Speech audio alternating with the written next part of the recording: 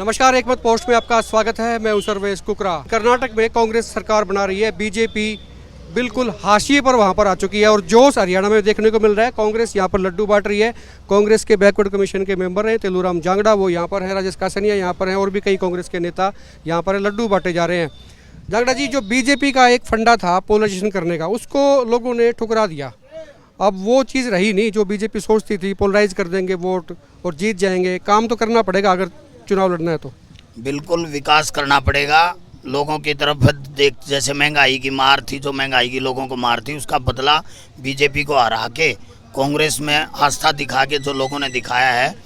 जो बीजेपी ये चाहती थी कि भाई से लड़वा के एक दूसरे से भिड़ा के हम सत्ता में आ जाएंगे, वो छोड़ दिया। कांग्रेस जीतती कर्नाटक में है, जोश उससे ज़्यादा हरियाणा में हो रहा है। उनको भी उम्मीद बंधी है आने वाले समय में हरियाणा में भी इनका इससे भी बुरा हाल होगा। जैसा कर्नाटक में हुआ, इससे बुरा हाल यहाँ होने वाला है इनका। हमें खुशी है इस बात की कि राहुल गांधी जी ने जो भारत जोड़ो यात्रा निकाली, वहाँ को कर्नाटक को कर्नाटक चुनाव में भी हरियाणा से ही रणदीप सुरजेवाला वहाँ के प्रभारी थे। जो चुनाव हुआ, कांग्रेस के जो प्रभार था वो रणदीप सुरजेवाला पे था। तो कितना बड़ा योगदान सुरजेवाला का मानते हैं कर्नाटक चुनाव जीतने में कांग्रेस का? देखिए, प्रभारी का बहुत बड़ा योगदान होता है। प्रभारी को सारे प्रदेश को एक साथ लेके चलने का वो होता है। उन्होंने पूरी भरपूर कोशिश की और यहाँ के लोग, बहुत लोग कर्नाटक में वाला की जब वो लौट के आएंगे तो हरियाणा में भी ताकत बढ़ेगी।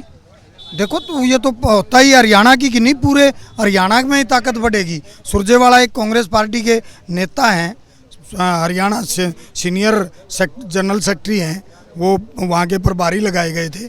और हरियाणा में चौधरी भूपेंद्र सिंह हुड्डा, दीपेंद्र हुड्डा जी, जो आने वाले समय में उनकी ताकत, कांग्रेस पार्टी की ताकत बढ़ेगी। चौधरी भूपेंद्र सिंह हुड्डा। कई लोग कह रहे थे कि बीजेपी में भी कुछ उठापटक हो सकता है, कुछ बीजेपी वाले कुछ घबराहट सी नजर आ रही है। मतलब जब से रुझान आए हैं, रिजल्ट आए हैं, हालांकि उससे पहले एग्जिट पोल आ गया था, उसमें भी लगने लगा था कि कांग्रेस सरकार बनाएगी। तभी से कयास थे कि भी हरियाणा में भी बीजेपी सरकार पर दिक्कत हो सकती है, फेरबदल हो सकता है, नेताओं में कुछ चेंजेस हो सकती हैं, मंत्री बदल सकते हैं या कुछ भी हो सकता है। नहीं, ये तो बीजेपी का पुराना रिवाज रहा है।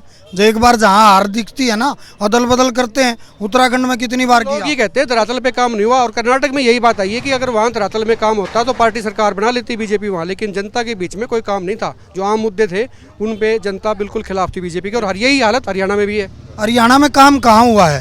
हांसी हल्के में रहते हैं। हांसी हल्के का हाल देख लो। गैस एजेंसी रोड 3 साल से खुदा पड़ा है, बुरा हाल। ये रोड अभी ताज़ा बनाया था, देखो इस तरफ, अभी बीच को पाड़ दिया। नाला, अरे नाला तो पहले भी लगाया जा सकता है, शिवर पहले भी बनाया जा सकता है। रोड बनाने से पहले नया बनाते हैं, तुरंत फाड़ देते हैं। ये रोड 3 साल हो गया, दुकानों के किराए तक नहीं दे पा रहे। कुल मिला के तंग है। एक कमेंट आपसे भी लूँगा, राजेश कासनिया यहाँ पे कांग्रेस के नेता। हरियाणा पे असर कितना कर्नाटक चुनाव का? हरियाणा से ही कर्नाटक चुनाव जीते हैं।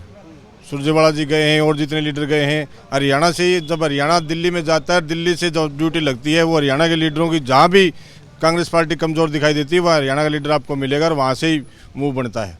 मतलब हरियाणा की कांग्रेस को भी ताकत मिली है।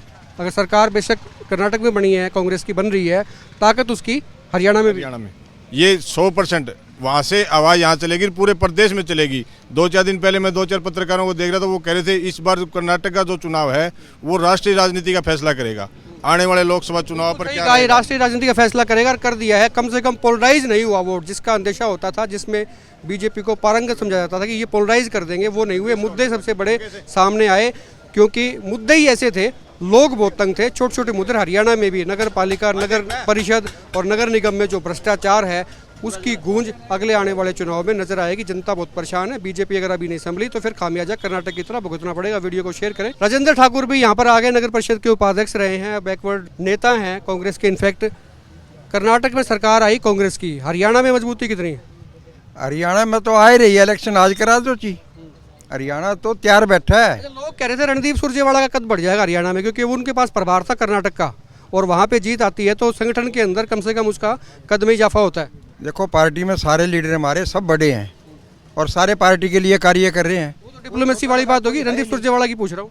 सुरजेवाला बढ़िया आदमी है, वो काम बढ़िया कर रहा है। उधर कर्नाटक में पार्टी उसको कहीं भी लगा देगी, वो पूरी करेगा ड्यूटी। शैलजा जी उधर लग रही है। क्या लगता है कि कर्नाटक में कांग्रेस आई है तो क्या बीजेपी के राज में भी हरियाणा में कुछ काम शुरू होंगे? लोगों के, लोग बहुत परेशान हैं, नगर परिषद नगर पालिकाओं में धक्के खा रहे हैं, भ्रष्टाचार बहुत बड़ा हुआ है। देखो, मैं आपने एक बात बताऊं सर्वेश जी, मैं 20 साल मेंबर रहा हूँ, 4 दफ़ा पार्षद भी रहा हूँ, डिप्टी चेयरमैन भी। लेकिन अब जो काम का दिवाला निकला है नी, काम जनता तराई तराई कर रही है, लोगों ने अपने मकान दुकान का नहीं पता। ये बात सही कह रहे हो सर, काम का दिवाला निकल गया, लोगों को नहीं पता, क्योंकि प्रॉपर्टी आईडी सबकी बेकार है, सबकी खराब है, भ्रष्टाचार मोटे स्तर पे हुआ है। अगर बीजेपी को थोड़ी बहुत राहत मिल सकती है तो काम करेगी तो मिलेगी, नहीं तो समझ लीजिए जो हाल कर्नाटक में बीजेपी का हुआ है इससे भी ज़्यादा खराब हरियाणा में हो सकता है। वीडियो को शेयर करें, खुल के कमेंट करें और आप देखते रहिए एक मत पोस्ट।